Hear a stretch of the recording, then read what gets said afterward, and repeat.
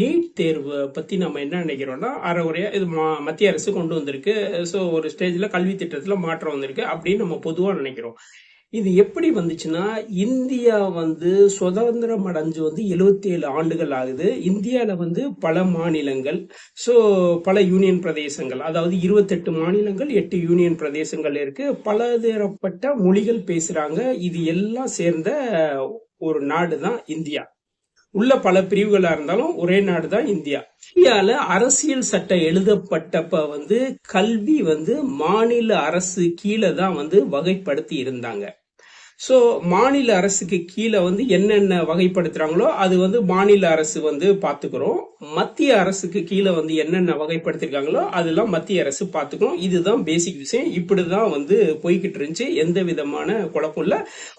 அதாவது மத்திய அரசு பார்க்கறது மத்திய அரசும், மாநில அரசு பார்க்கறது மாநில அரசு. இந்த மத்திய அரசும் மாநில அரசும் சேர்ந்து பாக்குறத பொது பிரிவா வகைப்படுத்தி இருந்தாங்க. கல்வி மாநில அரசுக்குள்ளதான் இருந்துச்சு.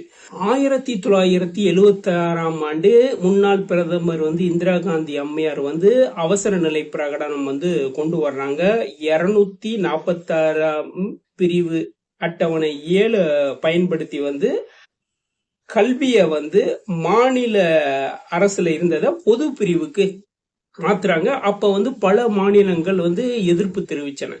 சோ இப்படி மாத்துறதுனால பாத்தீங்கன்னா சில விஷயங்கள் மாற ஆரம்பிச்சிச்சு.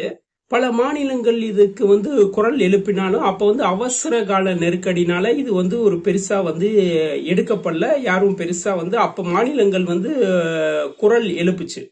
சோ அதுக்கடுத்து அவசர நிலையினால பெருசா யாரும் கண்டுக்கல. இப்படிதான் ஒரு ஸ்டேஜ்ல போய்கிட்டு இருந்துச்சு. இந்த பொது பிரிவுல வந்தனால ஒரு ஸ்டேஜ்ல என்னன்னா கல்வி பொது பட்டியல்ல இருக்கிற காரணத்தாலதான் மத்திய அரசாங்கத்தால நீட் தேர்வு கொண்டு வர முடிஞ்சுச்சு. சோ இதுதான் காரணம்.